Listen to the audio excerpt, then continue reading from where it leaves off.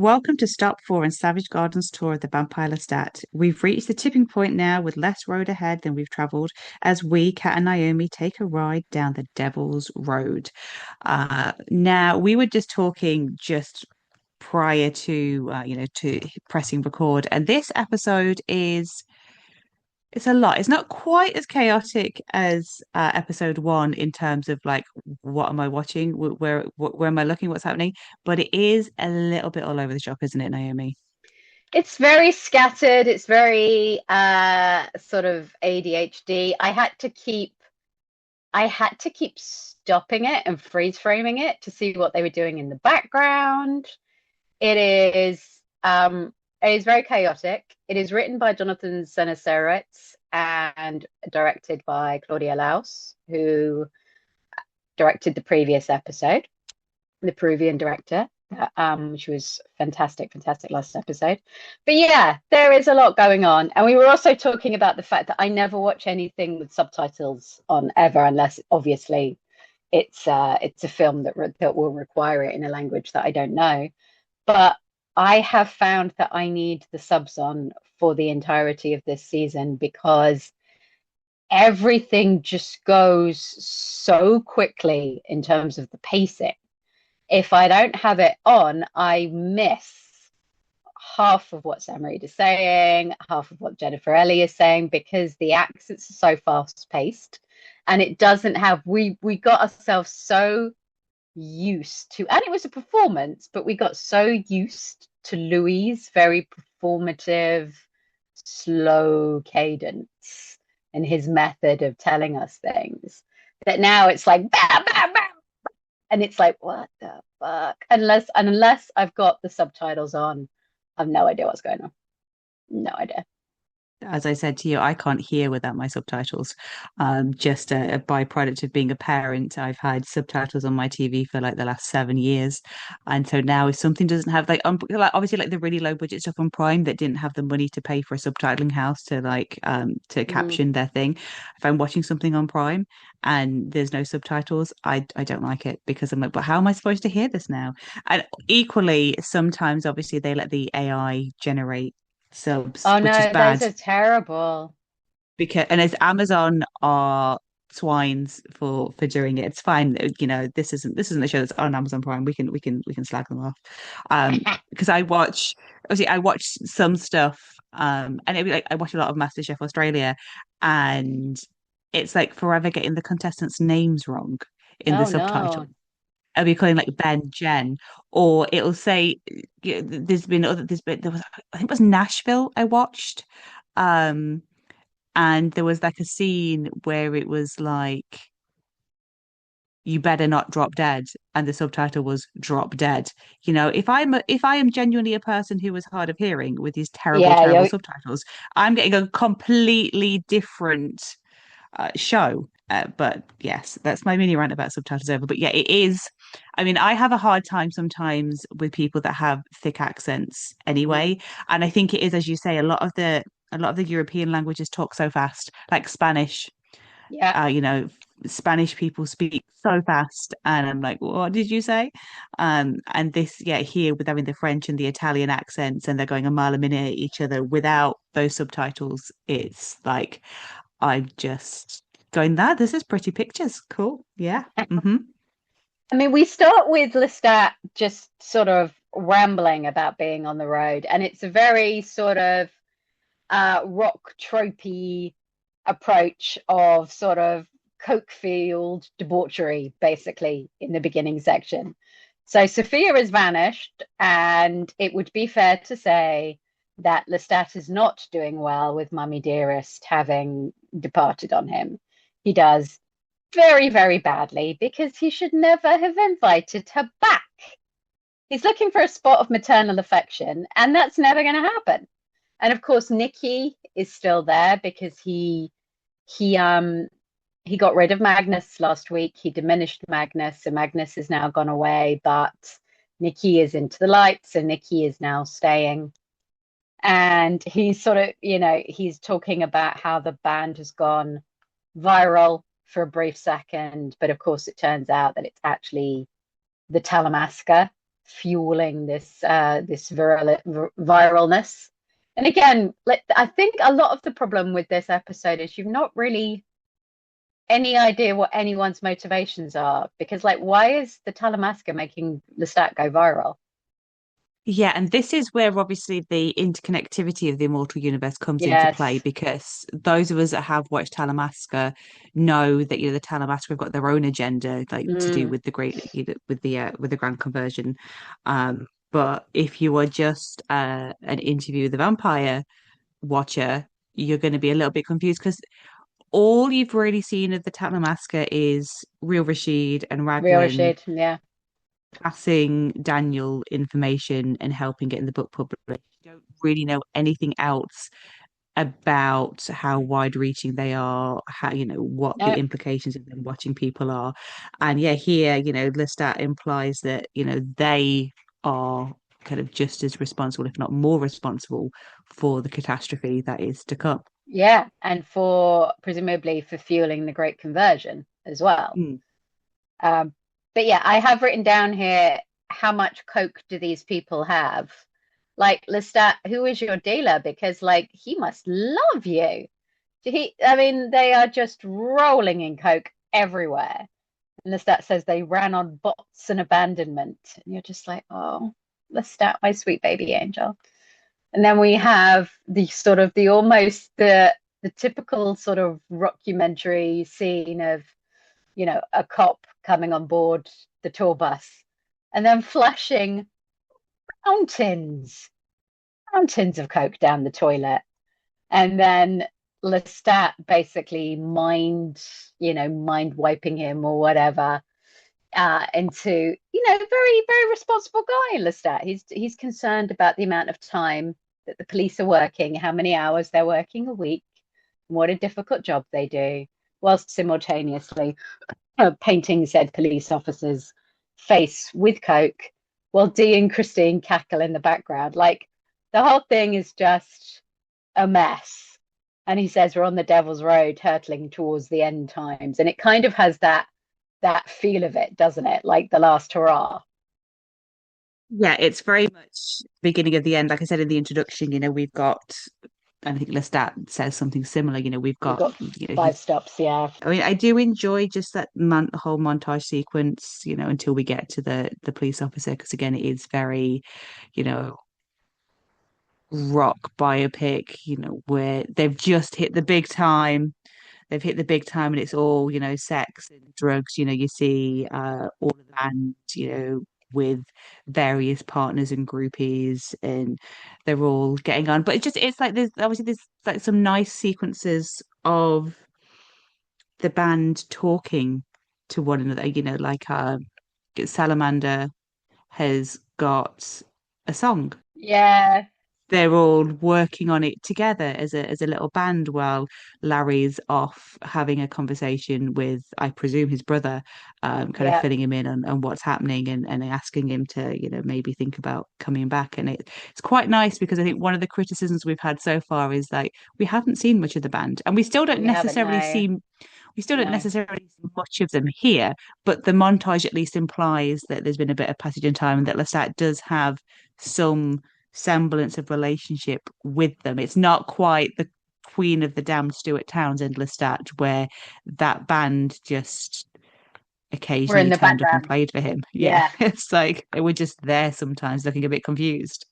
He did in the previous episode bring them back a box of Timbits, which is very thoughtful of him.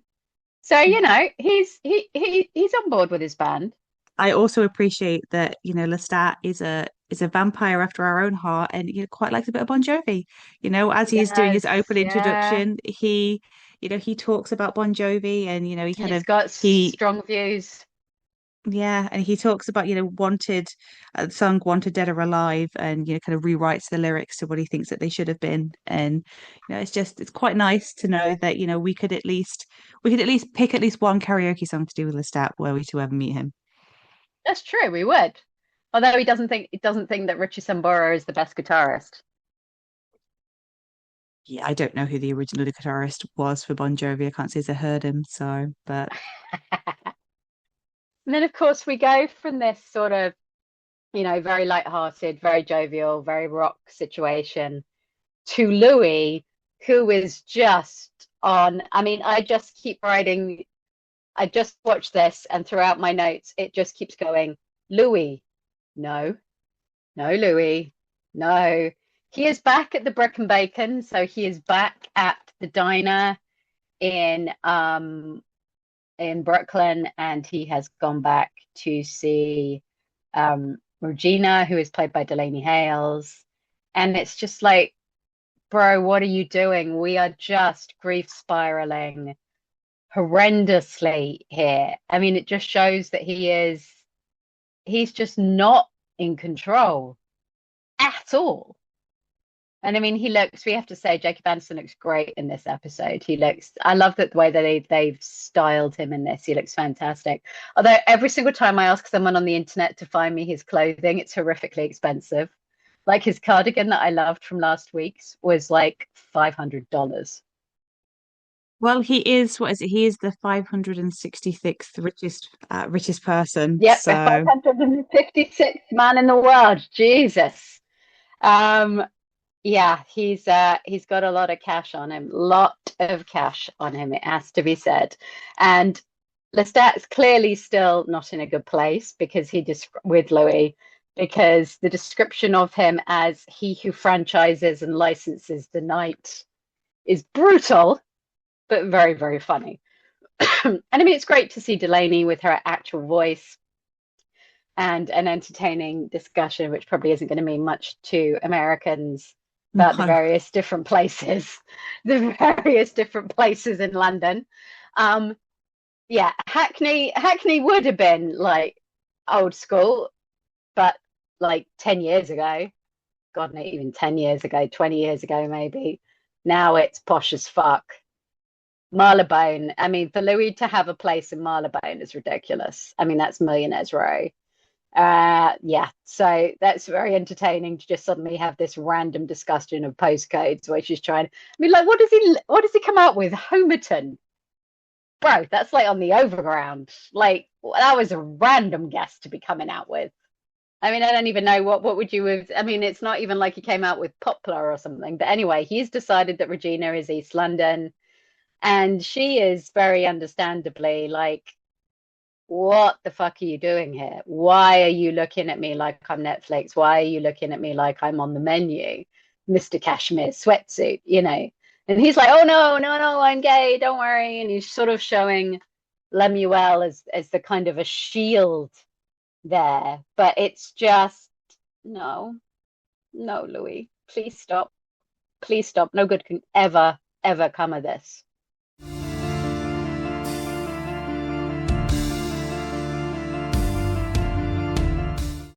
And then we've got Lestat, who is just losing it.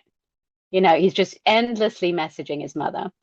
I do like that they've put him in, I don't know if it's Gaultier, but another mesh top.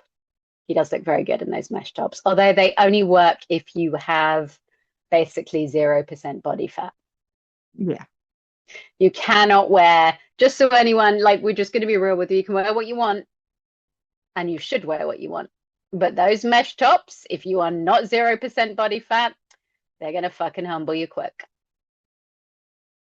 They're going to humble you. I think I tried to, I mean, I kind of like that they're sort of this 90s vibe.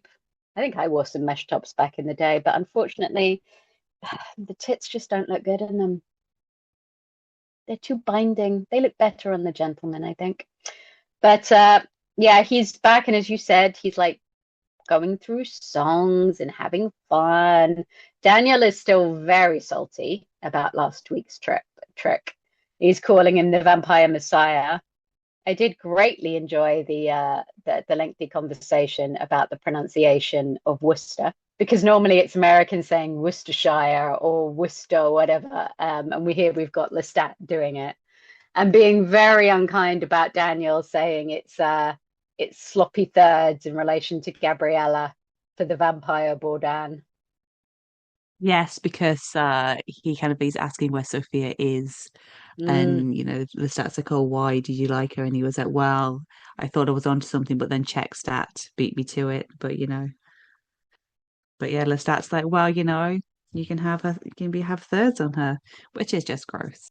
It is just gross. Let's not be talking about women, like that, Lestat. That's just yeah. It is gross, but he and Daniel are kind of bring out the worst in each other, I think. And I think they just bring out like the base level in each other. And we've got Lestat trying to be calm again during, whatever interview Daniel can get from him by saying like cool things like, I welcome the dead. But whilst you've got Nikki sat next to him with his hand still hacked off, kind of going like, what the fuck? And then we start to do little bits of flashbacks. And this is Gabriella and Lestat, presumably a little while into their journey together, but maybe they haven't been together too long. And to be honest, the cracks are already beginning to show. Like Lestat he just always looks so nervous and slightly timid with her, and as if he's kind of aware that this just isn't going to hold. And I mean, she's so happy to be a vampire. She's Oh yeah. ecstatic. She's thrilled that she's a vampire, and that she can get to be like a dashing highwayman. And he's just thrilled to be with her. And that's not what she wants. That's not what she needs. And then we get Lestat leaving this interview with Daniel by revealing that he was murdered on a plane. I was like, oh, Yeah.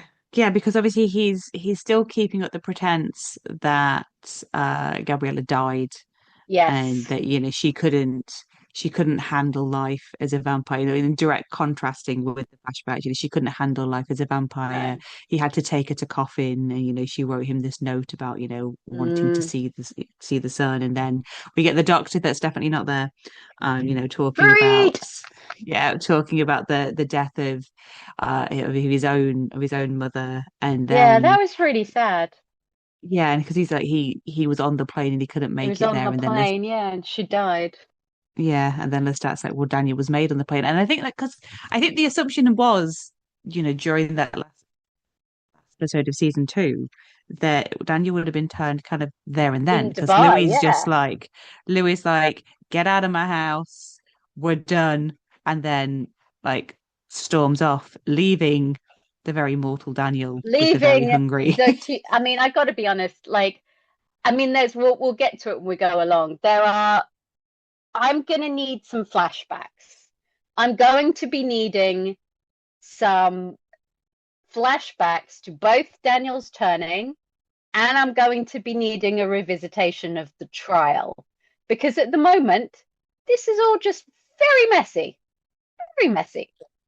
Yeah, because it But doesn't it it doesn't doesn't make flow. sense that Doesn't yeah, flow. like so you got human Daniel left with vampire Armand, who has just been, dumped by Louis. But It's then been put he to a fucking allows brick wall by yeah, Louis. but then he allows Daniel to get a plane and get onto the plane, and then it's like, nah, that's when I'm gonna turn him. Yeah, because I mean, it suggests as well, because we got a definitive turning date in the last episode for Daniel, which suggested that there was a time lapse between Louis basically going, bitch, get the fuck out of my house, and Daniel being turned, which again, like, what are we doing? Daniel, were you just chilling in Dubai after you just broke up their marriage and revealed that Lestat saved him? Like, again, why did Armand let him get on a plane and then just be like halfway through, be like, you know what? I'm gonna snarf Daniel now. No. Like, none of it makes sense, but I did enjoy Lestat's very vicious line about what did you do when you uh were turned? Did you like speak to your daughters or anything, or did you just call your book agent? Still very upset, which is fair because Daniel has put a very vicious version of Lestat and has made out into the public domain, and he has made a spectacle of Claudia and her death. And I mean, Claudia had already had suffered the awfulness of that public spectacle. And now, it's out there for kids to dress up as her as Halloween as slutty Claudia. So it's just awful.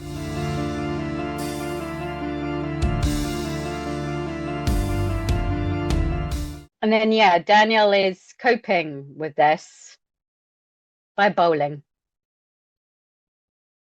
He's like very like aggressively bowling. And then during the bowling, who shows up? Armand!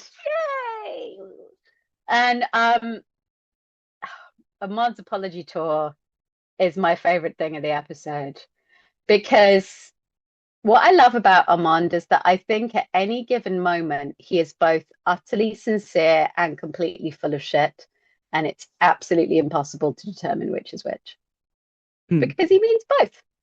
And he's like, I have been enduring a deep conversation with myself, and I have written you something from the deepest reaches of my soul. So funny.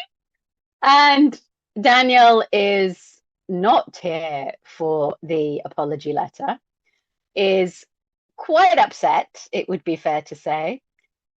He finds it hilarious that Armand is doing the steps and asks what group would have him. The pensioner fuckboys for sobriety. Harsh. But it turns out that because of the timing, Armand has basically straight up abandoned Daniel for 2 years Yeah. after killing him on a private jet. So he turns Daniel. Daniel comes back, publishes the book, and is now doing his like documentary to go along with it. But yeah, he and Armand have been separated now for 2 years. And he calls him, and he's quite upset about it, has to be said. He calls him a bottom twink sociopath, harsh, a 500-year-old pussy, and then starts blaming him for everything that happened in his life, which, I mean, Daniel, if you went to rehab 5 times, I feel like you got to own that yourself, bro. Like, not everything in your life that's gone wrong is because Armand tortured you several years ago and turned you 2 years ago. Yeah, I mean, what we also have to remember though is that this is Lestat's recounting. So Mm. did this happen? Did this happen like It's a that? great, Or is it's it a great monologue. It's a great, great monologue because so far I feel like Bogosian has been slightly underused. And mm, I didn't love him in the previous episode. I really didn't. And I mean, you're not meant to, obviously. He's playing the character precisely as written, but Daniel is an absolute arsehole in the previous episode. He's so craven. Whereas in this, he's great. He's fantastic. He really gets his own back.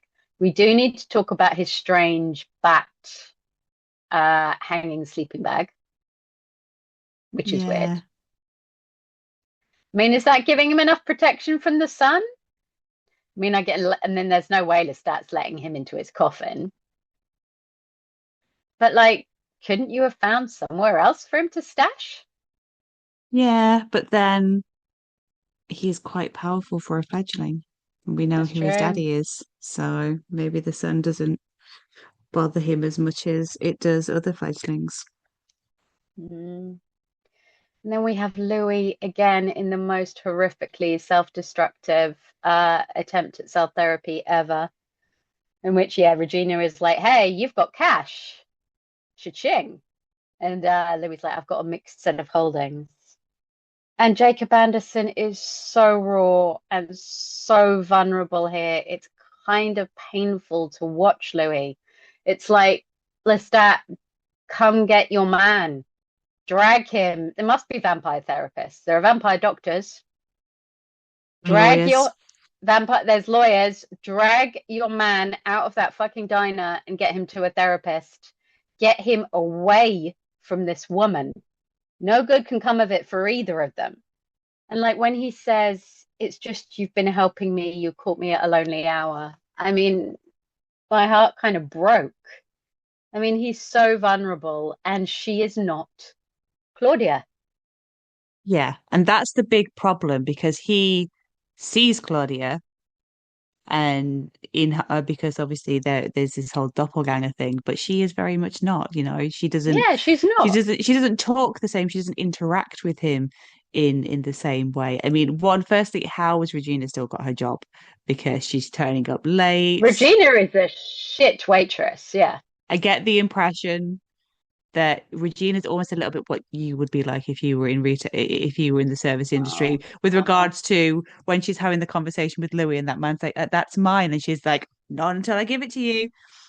And then she throws at him, and Yeah. he's just like, "You're gonna burn yourself." It's like I kind of feel that is your level of patience when it comes to dealing with members of the public. So But it's like, I how is never did hospitality. I mean, I did other things, but people are so fucking stupid. I exactly? can't, I don't I think you would can't, fare well. no, I wouldn't. I mean, like, even with, I don't even think if I was working for tips, like Regina very definitely is. I mean, he's found himself a fellow capitalist in Regina, Jesus.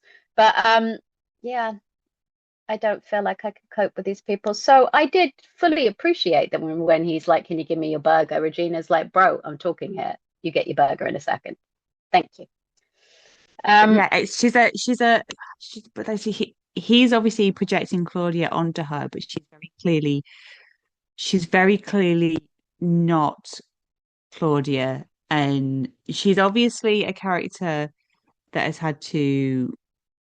I mean, she's somehow got herself from London to New York, but yeah, she's working in a dead end job. So she's obviously a character that has had to kind of like fight her way to where she is today. But that doesn't mean that she's necessarily done things the correct way. And there's just because of how much he's trusting, it's a little bit like, oh, it's just you're giving her a lot he's of information here that she could use and manipulate against you should she wish. But also, you are actively being a massive creep. So, like, yes, she could have yes. like, some big dude ready to, take him out I mean, because Louis, he's God he's bless so you. You're creepy. being so creepy. You're just like showing up. What did she say? Like 3 out of 5 nights? He's showing up and he's just basically he's doing his work because he's got all his holdings that he needs to look after. Although I suspect the man of Louis' standing has people to do all of that for him and doesn't need to do any of it. But I imagine he likes to keep his hand in. But it is creepy because he's obviously not eating for a start. So he's going in there, he's ordering like $20, $30 worth of food, and he's tipping her $500. I mean, Regina, like, even though he's been like, "Oh, no, no, I'm not gay, I promise." Regina's probably sitting there like, "Okay, and at what point is he going to try and murder me?" Yeah. Yeah, because it's creepy. And it's like I mean, their relationship is transactional from the get-go, but like, and the power balance is awful because I mean, he's the one with all the power, but he's giving it all voluntarily to her emotionally because he is so vulnerable, but he's the one with all the power. And I mean, obviously, he can just eat her if he wants to. So the whole thing is just deeply, deeply unpleasant and so unhealthy, Louis, so unhealthy, and it gets worse. But we'll get to that in a minute. Because before we can get to that, we have to go through the deeply unhealthy relationship between Gabriella and Lestat. And I mean, they are bonding. They're in this, you know, they're in Italy, they're in this place, they're surrounded by people on like a holy day. And they are bonding so inappropriately over people like having sex in the basement. And, they can't be mother and son and partners. And Lestat wants to be mother and son, and she doesn't want any of it. And like, she's freaking him out. And I do love here that she says, I'm not a marquess, I'm not a wife, I'm not a mother, I'm not a woman. And he's like, well, what are you then? And she's like, well, I'm the fever that comes in the night and kills by morning. Like, she wants to really embrace the proper dark side of herself. And Yeah. as we have said repeatedly, Lestat is vampire Ken. Yes. He is basically the Count from Sesame Street. Yeah. He is fluffy. I mean, he's happy to kill and murder, and obviously, as we've seen, does some very extravagant kills when he gets bored.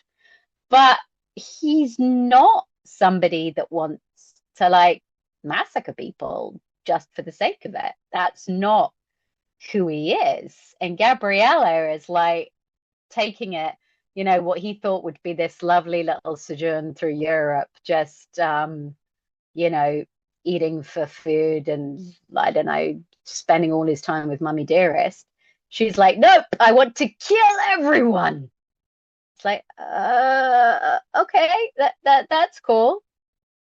And then we flash to the present, and it's not really clear whether Lestat is just saying that he slept with that guy or whether he actually did sleep with him. I sort of feel like in this instance, he's just making that up for the sake of Daniel's story Mm. because it's not tremendously clear. Um, and obviously, Alex is now back, which is exciting. It's very, very rock trope. But he's found himself a sponsor. Yeah, a godlike sponsor, but he can't tell his name. He's not allowed A to say his godlike name. sponsor who can't tell his name and who erased all of the baggage that he was holding. So Yes. yeah, that's healthy. That's Mm. great. And in the present, Lestat doesn't give a flying fuck about his record contract or the people with him. Like literally, he just says, you know, if Dee is happy, and Dee is his social media manager. She's not even his lawyer. Dee's happy, I'm happy. All he wants is Gabriella because Gabriella's not there. She's left. And he's got Daniel needling him and making up cracking jokes about. So every time the stat makes a comment about Armand, Daniel parries with a comment about his domestic abuse of Louis by dropping him. And you've got everything is flashing. You've got Farid, Nikki, and the Italian guy from that sequence, the one who recognizes Gabriella as Gabriella Vecchi, just smoking in the background in the present day because Lestat is not doing well. And then we have this like ridiculous montage of everything that is really stressing Lestat out, of which Yada having sex with Gabriella seems to be really up there Hmm. because it's just such a violation of his boundaries, of the fact that he was like, we're not going to have sex anymore. So she immediately had sex with his doppelganger in the most performative way possible. And then we cut to her having even more performative sex with the guy that they've just seen, and except the second Lestat walks in, she gleefully covers herself in blood. And I just want to say, I feel that the queer ladies out there are going to appreciate this sequence because Jennifer Ellie's breasts do look quite magnificent throughout.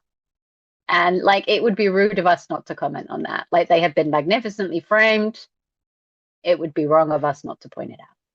But yeah, I mean, it's so cold because Lestat comes in and he's tremendously upset with her and says, I could hear you through the walls. And she just goes, and? Because she doesn't care. And then he's going back to when I was attacked by the wolves, when you tended my wounds, we were mother and son. Well, again, you weren't, because she immediately started masturbating you. So you weren't mother and son in that moment at all. But again, she just says, and? Because like she doesn't want to be his like, I don't know, emotional anchor. That's not what she signed up for. She's not interested in being mummy. She's not interested in looking after him. She doesn't care that he's upset that she's banging some random dude and that his distress has carried himself all the way across the courtyard into her room. That's not her concern. If that's something he wants to be worried about, he can be worried about it. But you know, that's not on her. But then of course, just as like she's doing all of this incredibly cold stuff and he could leave, what does she do? She says, I love you. It's purely to manipulate him. I have to admit that when she said it the first time, I did literally just shout, oh, fuck off at the screen. Because she does she mean it? This is the thing with Gabriella. It's really hard to say. I think on some level she does. But this is purely to manipulate him into doing what she wants. And at this precise moment, she still wants him with her. So she says she loves him and she takes him to bed. But yeah, it's it's a really cold sequence. And Jennifer Ellie is fantastic in it because all she says is and you're like, ooh, oof, that's cold. You're a cold vixen. But yeah, I mean, it's not she's not signed up for an eternity of looking after Lestat's ego. No, I mean, like you said, she did say, in the scene previous, that she's not a wife, she's not a mother, she's not a Yeah. woman. She sees herself as something Else. other, and she's there, but she's not. I think the difference between them is Lestat is still living within the constraints and rules of Yeah. humanity, whereas she very much isn't. Like, at least to liken it to like the Vampire Diaries, she has very much turned her humanity off. She is not engaging with Yeah. that. She is embracing being death. And sex and death are intertwined, and so she is having sex with the man in the bed and then she kills him. That is a thing. And then obviously Lestat comes in, and there's always been those inappropriate feelings from her, but in her mind, well, she's not human anymore. Yeah. So why is that an issue if she takes him to bed? And also, she's not a human anymore. So why does that mean that they have to cuddle and, Yes. have a relationship after? She is the fuck boy of, She you know, is. Well, this is the thing. Lestat basically wants snuggles. Lestat yeah, wants snuggles and someone to hold his hand and someone to be there in the morning and take him for breakfast. She just wants to fuck and go yeah. because, she is now a creature of pure id, a creature of pure impulse. She is not constrained by the boring constraints of morality or polite society. She can do what she wants. She sees the guy she thinks is cute, she's going to have sex with him. And when she's bored, she's going to kill him. And if her son is there all distressed, looking like an angel, and she wants to have sex, she's going to have sex with him. But I mean, it's just so wrong, obviously. But the problem is that Lestat still wants her to be his mother. Yeah, it's like he's not listening to anything No, she's that not she listening. He's not says. listening to a word she says, not a single. And I mean that is fair. I mean, as much as I'm a bit like Gabriella, sometimes you just need to get in the bin, and she is dangling him on a string and manipulating him. He is not listening to a single word that comes out of her mouth. He's just like la la la. Yes, well, she says that, but obviously I'm an exception. Obviously, she doesn't mean me. Obviously, she wants to be with me until for the rest of eternity. And it's like, she's just told you she doesn't want to be your mother anymore. She doesn't want to be a woman anymore. She wants to be a creature of the night. And you are not listening. It's going in one beautiful ear and out the other.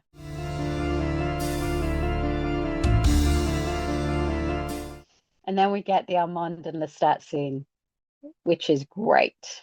Yeah, and I mean, he says in his narration voiceover that Armand did more damage than the Queen ever did, which doesn't particularly surprise me. But No. Armand has also been enduring intense conversations with himself and has written something for Lestat from the deepest reaches of his soul. And I mean, the whole sequence is just the most ridiculous rage baiting scene because Lestat strips off naked in front of him. Why do we have a blood shower? Yeah. I did wonder about that as well. It's an Why do we interesting have a blood shower? feature. Why is the blood shower a thing? Like, because frequently, my favorite thing has been that frequently throughout vampire lore, there has been the fact that trying to do kind of the blade blood raves doesn't really work. Like what we do with the shadows, what they found was that it just gummed up the pipes. and congeals. And I think the only time they did it they did it in the fall of the House of Usher, didn't they? When it turns out to be the toxic corrosive chemicals. But yes, actual blood, particularly if he is going across hot cities in America, would just be congealing. Like, why? I mean, it's just the whole thing is unnecessary. Why are we wasting all that food? It's like I suppose it's the equivalent of taking a bath in champagne, isn't it? Yeah, because I mean, it obviously has, it's a blood setting because obviously we've seen plenty of other Yeah. people showering underwater. So maybe there's something to do with the fact that there's water going through it as well as the blood, which does it. But yeah, it's an interesting thing to do. I mean, And I mean, yeah. it's pure rage baiting Armand, who cannot take his eyes, frankly, off his penis, which I love. And again, we've spoken a lot about how Assad Zaman is hilarious, and he is very good in this scene when he's talking through like, oh, how when you came to Theatre de Vampire, I artlessly assumed companionship, which I can see was a wish fulfilling delusion. And then again, we come to this bit, which again, I'm going to need some flashbacks here, guys, because we have Armand saying he couldn't believe it when Lestat stayed mute in the tower. And there was us idiots thinking that there was all this kind of like silent conversation going on between them. But oh no, it was just Lestat stayed quiet because he knew it would torture Armand, because Armand would have to live for a century on eggshells, assuming that Lestat would show up at any given time and tell Louis what had actually happened uh, at the Theatre de Vampire, and that he was the one that saved him, and that he was like, and I see now that it was richness of character, and Lestat's like, no, it was torture. I did it because I knew it would eat you alive and tangentially make Louis miserable. And it's like, I don't love that. I mean, it's sort of funny, but, well, I mean, none of these characters are great, but it's like, okay, so now what we're saying, because obviously there's been nothing to counteract the trial. And I think most of us thought there would be an entire episode dedicated to the trial. And I'm now not convinced there's going to be anything in this season at all, which is a bit of a shock. So now it's just like, okay, so are we meant to just buy the narrative that Lestat has not counteracted, that he did just go to France to take part in a lynching and wasn't attacked or tortured by Armand in any way, shape, or form? And then afterwards, just let Louis go with this man that he knew was horribly dangerous, who had killed Nikki, was capable of killing Nikki, and just kept his mouth shut for 100 years? Yeah, I mean, I always saw that being a possibility just because, I mean, Louis and Claudia did try to kill him and did abandon him. And as we've discussed many times, Lestat doesn't do well with abandonment. So I can fully see him being like, well, fuck you, you have him, see how happy he makes you. Um, I can fully see that in the petty X sort of way. And Mm, again, it's vampires, so 100 years to them is, a couple of months. nothing. Yeah, I mean, I love what he calls it, richness of character. But I mean, he does, I mean, it is petty. And I do think that Lestat maybe slightly overestimated how quickly Louis would figure it out. I think Lestat knew Louis would figure it out eventually, but I don't think he realized he would take that long. It just doesn't entirely, this narrative just doesn't quite jibe with the I rotted in a shack for however many years mourning you and Claudia. You know what I mean? It doesn't, well, I don't know, maybe it does. Maybe he was just like, well, fuck you both, you go on be together, and then just fell into a horrible depression. I'm still struggling with the notion that he just went to Paris on his own, though, and that Armand wasn't involved in any bad way. Um, we'll see. We'll see. But at the moment, that is the narrative, and it sort of kind of doesn't work for anyone, does it? Well, we'll see how that goes. Um, but yeah, I love that he calls Armand a fuck cloud, which is unkind, but also a very good insult and one that I'm going to steal. And he's like, be who you are, but be on the other side of the moon. And then tells him to come to one of his concerts by saying, I'm quite sexy. I mean, like, just absolute rage bait.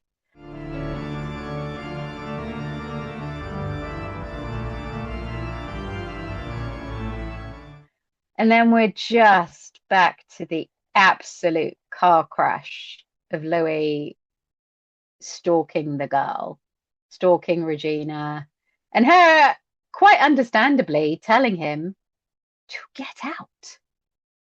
Because he's like, oh, I've been here since one. I just wanted to make sure that you were okay. Louis, you don't know this girl.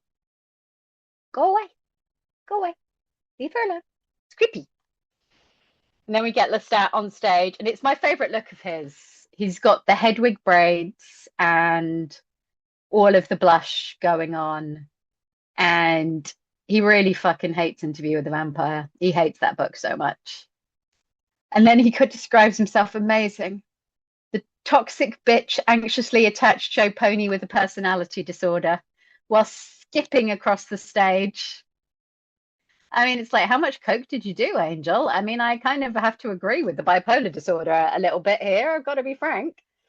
And he realizes Amanda's in the audience and very kindly introduces him as the French Bengali smoke show, which, I mean, without the French bit, I feel like that's a fair description of Assad Zaman. He is indeed a Bengali smoke show. But he says something interesting. He says he did a brave thing for me once. And I was wondering what that is. Is that Nikki? I guess in the context of what we've seen, yes. Yeah. He was like, he did. I mean, because he's like, contrary to what people have said, we're friends. I mean, more like frenemies, I suppose. But yeah, and then he goes into Big Boss, which I suspect is going to be the one that everybody loves. I mean, it's an Armand diss track. Quite a vicious one. And I think of which my favorite line by a mile, and which should be a t-shirt, is you have a lot of rules for a theatre kid. So funny. But I mean, his things like his kisses put me in a coma, very unkind. Very unkind. Armand, understandably, is not prepared to stand around and listen to his own diss track, so he walks out with Daniel very ineptly stalking him. And they get sort of grumpy with each other, and he's like, no, it's the vampire bond. This is why people keep vanishing. And he says, you're courting great danger with Lestat. He will lead the great conversion. And I do wonder if he's talking about Gabriella there, because I mean, Lestat's not a great danger to anybody. I mean, he's freaking out over his mummy not being there. I mean, all he needs is a snuggle and like maybe a little blood and a pat on the head, and he's going to be fine. He's not dangerous. Gabriella, on the other hand, very dangerous, I think. But yes. And then we have the stuff that's going to put the devil's minion guys into a coma, which is when they're talking, Daniel is asking them like, well, like, understandably, because we've talked about this before, like, was it all nonsense? Was it all theatre? How did you, by Mr. 500-year-old vampire, not see me coming, basically? And he's like, oh, it was love, but it wasn't my love for Louis, Daniel. It's like, da, da, da. Amazing. So we have Armand straight up declaring his love to a very shocked Daniel.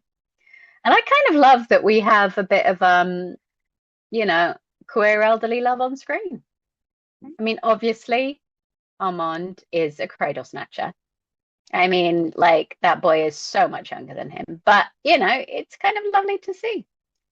And then Lestat's just lost it. Lestat is just flat out, absolutely, completely spectacularly lost it because Mummy has abandoned him again. And Nikki's not gone anywhere. So we've got Nikki crashing out, painting things with his like bloody stump, which I'm gonna be honest, after a while, that's gonna get a bit tiring. Seeing your like amputee ex gushing blood over everything. He's not well. He's not well. And then you've got Nikki going, "Oh, well, if she's not here, am I third?" So sort of Gabriella, Louis, and then Nikki. I mean, I don't think that's the correct order. I think it's Louis above all else. But everyone is just crashing out in Lestat's mind. And then he starts singing the wheels on the bus. Except he's singing the wheels on Lestat go round and round because he's not a well boy. And then, of course, the autograph hunter from the previous episode shows up and shoots everybody, which he was always going to because, you know. And then, of course, this is the danger of getting rid of Yada. Although if he'd seen Yada, he would have killed Yada, which would have been really rough for poor old Checkstat. But, and you sort of said before you think they're keeping Yada for something. Yeah, like I say, I think, as we discussed before, I don't think that Raglan is Raglan in that season Mm. opener. And I think if we need to get Sam Reed back in the show as Lestat, then what better way than to get a Mayfair witch, a bit more interconnectivity, get a Mayfair witch to transport his soul, getting a little bit into Buffy the Vampire Slayer territory, transport his soul into Yada. But yes, you're absolutely right. I think there is something in that. But yeah, poor Lestat gets shot 3 times. Christine gets shot. My queen. I was very upset about that. I mean, it's just the shoulder. She'll be fine. She got shot. My goddess got shot. I was very upset. And Lestat is like basically in shock on the bus. And he's got like 3 very clear bullet holes in him. And we are flashing back to Gabriella. And they are basically having a marriage ceremony, Yeah, he's which drawing a ring onto her finger and and again shows we are not listening. We're not listening to a word the woman says. There comes a point, Lestat, where you have to listen to what the woman says. She's very clear she does not want to be a wife. But yes, we are having a full-on marriage ceremony. He is fully symbolically marrying Gabriella in the same way that he married Louis on an altar. But like Gabriella's wanting, like, as she puts it, the evil that answers goodness. Like she really just wants to burn it all down. You know, she was dragged away when she was young. She's had this miserable life. She's now got this new life, and she's like, fuck humanity. Let's just get rid of everything. And she wants to scorch the mortal world with no hope of light. Because she's cheerful, it's Gabriella. She's a bit of a goth. And, you know, he's like, yes, we will be together as dark monarchs entwined for all eternity. Yeah, no, you won't. No, no, you won't. And then I'm just like, my notes here just say Louis, no, bad Louis, because he's now waiting outside, like even more of a creeper, because she's told him to go, but he cannot leave it. And so she invites him back in. And yeah, Regina is an aspiring capitalist. And so she's like, okay, well, you've given me $1,000. That's a bus fare to you. What's not? And he comes up with 100 grand, and she promptly 5 times that to play his daughter. And then we get the scene which I just do a full body shudder at, where she says, "What now, Daddy Lou?" in Claudia's accent. And it is so, so horrible. Yeah, because like previously, obviously he's mentioned about the book and stuff, and she's gone off and she's read about Claudia and she understands that she looks like her, and he's also done it research into her and found out that she has an OnlyFans, and Yeah, it has become this kind of unspoken thing between them where, okay, well, you pay me to play your daughter, and yeah. it's just that's not going to help anybody. You pay me to be your little girl, and I don't have to rely on OnlyFans cash anymore. And I don't have to worry about stolen cars and parking tickets and credit card scams or whatever else she's got going on, because Louis can just wave a magic wand and make that go away, meaning that she can have a better job if she wants, other than a job in a Brooklyn diner. But when we were talking about this previously, we mentioned red rooms, which I think is kind of a perfect thing. If you've never, we kind of don't want to spoil it, but if you've never seen it, it's a really interesting horror movie that relies very heavily on sound and the horror of sound. And there is a scene in it that is so obscene that there's no blood, no sex, no violence, but it is the most jaw-droppingly obscene thing. And the bit where she is using Claudia's accent is just obscene. It's just obscene. Yeah, yeah. I mean, Red Rooms is and isn't a horror. I think it's more of sort of like Okay, more a psychological. yeah. I think a lot of people went. I mean, Oh, Cat's going to go off on a soapbox.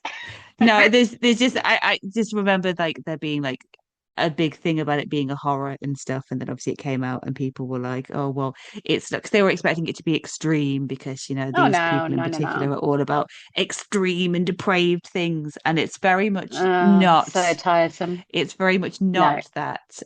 It is. it's very skillful. Yeah, it's definitely impactful and it's definitely horrific. And that sequence in particular is just like ugh. It's But horrible. It's horrible. And I think because I particularly love here that Regina has taken, I mean, obviously this is a retelling. So, this is Lestat retelling it, but and she's not going to have sounded quite like that.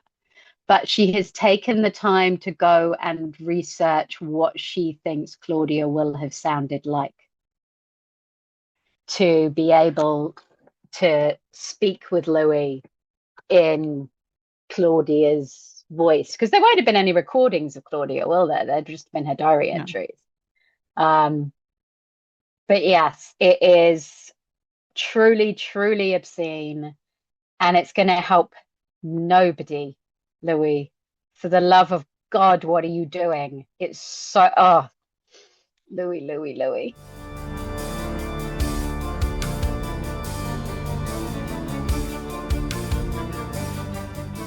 Then we get the Lestat kind of doing, I suppose, part of Gabriella's song. And yeah, after their sort of betrothal and committing themselves to each other for eternity, he wakes up and she has, of course, fucked off because he wasn't listening to her. yeah, And like, as wonderful as he is, and she's hacked all her hair off as well, as wonderful as he is not what she needs. I don't think he ever was. And she doesn't need to live through him anymore. But of course, as is ever the way, she can't leave him alone. So she comes back. And, again, she's like, "Oh, for God's sake, can you just grow up and stop screeching for me all of the time? Like, I went away for a few days. Grow up. Don't act like the world is ending."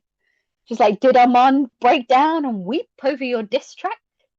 Did your assassin misspell your name in his manifesto?" Because, of course, at this point, everyone thinks he's dead and the band have all left. Because, understandably, it's not really a good vibe if people are shooting band members. yes, So they have all understandably gone, and Lestat is left alone on the bus with only his driver to take him back. And yeah, Gabriella is done with him. She's like, look, can we grow up, please? Yes, I left you for 9 days. If you can't cope without mummy for 9 days, can we get a grip? And I mean, it makes, oh, he's so upset when he says, why won't you just let me hate you? And she's like, no, no, no, no, I'm not. I wasn't doing anything. I was listening to the voices. And then she makes Lestat listen to all of the other vampires who have, mixed reports, but quite a lot of them are like super into him. And that's when she basically kind of convinces him to be a vampire messiah.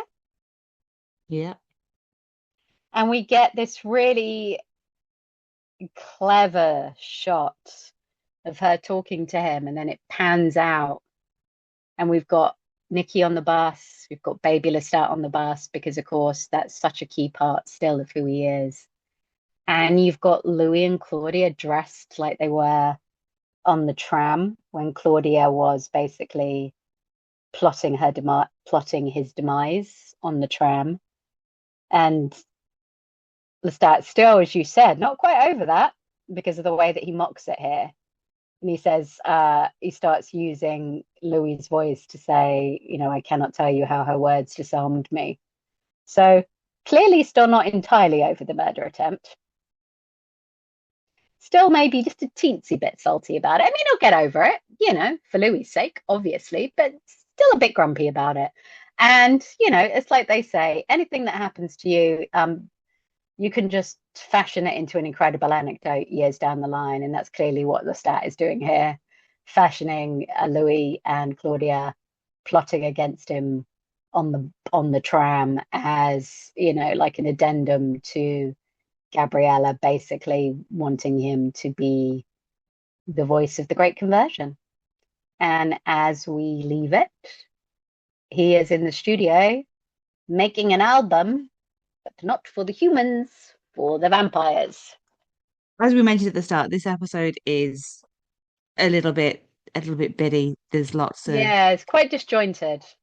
pockets of things, but there is this line, I think it's during one of the conversations with Daniel where, Lestat says, missing the psychodrama of Dubai. Mm, And he's obviously like within the context of the scene, he's saying it to Daniel as oh well, I'm sorry if I'm not, as exciting as Louis as is. Louis and Armand.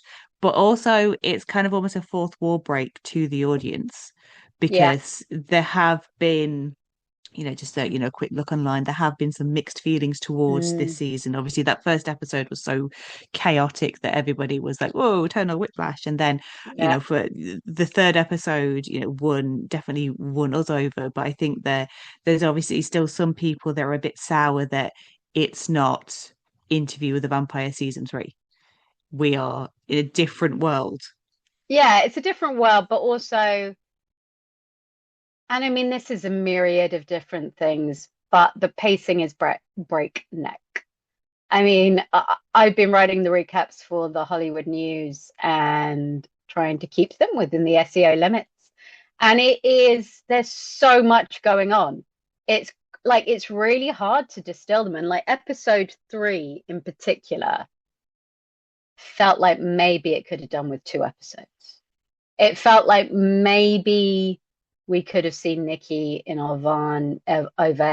Maybe we could have just let Nikki and Lestat breathe a tiny bit more, because we hurtled through the meeting in Paris um, to Nikki's death in about 4 seconds flat. I kind of like that because it's the difference between Louis's mind and Lestat's mind. Mm, Louis is this person that likes to wallow and likes to dwell and likes to yes. overthink every little minute thing that has ever happened and gone wrong in his life. He's one of those anxious overthinkers. Whereas Lestat is just he doesn't want to face it. He doesn't want to deal with it. Let's move on. Yeah. Yeah, yeah, dated him. Yeah, then he died. Move on. Next, next, next. He just wants to have a life of just fun and Mm, love. And you're not going to get that if you start dwelling on, and then my bipolar boyfriend chopped off his arm. I mean, if you're Lestat and you start dwelling on this, you're going to go completely insane. I mean, Exactly. what? Your brothers beat you to a pulp. Your father loathed you. Your mother groomed you. You were ripped apart by eight wolves. You got, you managed to escape briefly find love, only to be kidnapped and raped and turned into this thing. You turn your mother, she immediately abandons you. You turn Nikki, he immediately goes mad. Armand is a whole other story, and we've not even gotten to, other aspects of his life yet. So, and then of course everything that happens with Louis and Claudia. So yeah, But then, you'd go nuts. yeah, and I think we've had the first two seasons, and it's not to say that this obviously episode three hit a really big, Mm, emotional thing. But we had a lot of really, really heavy things happen in those first two seasons. And yeah. I quite like that we're not getting bogged down into the stuff that people will know from the books and things because I feel like it mirrors a little bit too much of stuff that we've already seen before. I'm Mm, quite into okay. it hurtling to wherever it's going. And is that we've got that shorthand because we know what's happened before. We can fill in the gaps. We can understand how devastated he is. But, something else, this is building up to something in the present that is going to have implications. And I think that what you have just said precisely is people's biggest complaint, that they think it is hurtling towards Queen of the Damned. And I mean, I'm yeah, all ready for that. Queen of the Damned. Queen. God almighty. As long as it doesn't, as long as it's better than the appalling movie, we're all in. Um, yeah, I mean, I feel like I suspect by the end of the season, we're going to say that maybe it could have done with one more episode to just let some of the moments breathe. Because like when I'm writing down, it's like I've only just written down like some incredible line, and then you're on to the next one. It's like what? So yeah, but it is very fast paced. We get the through line of Gabriella. We've obviously got the start of this very, very, very unhealthy grief spiral that Louis is on. And we thought he was all doing so well. But, killing Bruce isn't particularly cathartic now, was it? That was just an No. empty catharsis because you didn't do it for years for a start. Um, and really, that was Claudia's vengeance to take anyway, which she was denied, obviously, by Armand. So, yeah, I imagine that was a very Pyrrhic victory for him. We've still got baby Jenks, presumably floating around somewhere. She seemed quite grumpy, understandably, as you would be if your husband had just burned to ash, but he did suck. So, you can do better, No, baby she obviously Jenks. didn't know that. I guess that's the issue. She doesn't, I mean, she's obviously, I assume that she's read the book, but she obviously doesn't want to connect to the dots that Killer is Bruce. Yeah, he wouldn't necessarily, because he's very differently portrayed in the book than how we see him in that episode. But yeah, so chaos is reigning. Lestat has momentarily gotten control of his personality disorder and now wishes to, well, I'm not even sure he wishes to be like the sire of the vampires or like the torchbearer of the vampires for the Great Conversion. I think Gabriella wants that. I think Oh, he's just yes. happy with what Mummy wants. He's just happy to go along with what Mummy wants for now. Yeah, we're back into Lady Macbeth territory. She's doing the Mm, whispering into his ear about, him becoming king. And as we've said repeatedly, all Lestat wants is love. And mm, who better than a legion of adoring fans? The other yeah, people in his life might be fickle, but we all know that fandoms can be, forever, fiercely my friend, passionate forever. Yeah, and loyal. So why not sing some songs to the masses? yeah. Have the vampiric masses following you around. Not a bad deal. And they live forever too, so they're going to be buying a lot of your merch. Exactly. Well, but then Louis is going to make a lot of money off of that merchant. That's a whole. Yeah. But like I respect Louis for recognizing the opportunity. He didn't want to leave money on the table. No. That brings us to the end of our time on the Devil's Road. And, with our faces suitably powdered, we're ready to hit the highway as we head to New York for the fifth stop on the Vampire Lestat. So, thank you as ever for taking this trip with us. And, please do give us a like, rating, and follow wherever you are hearing us from. And we will see you in New York. Ah.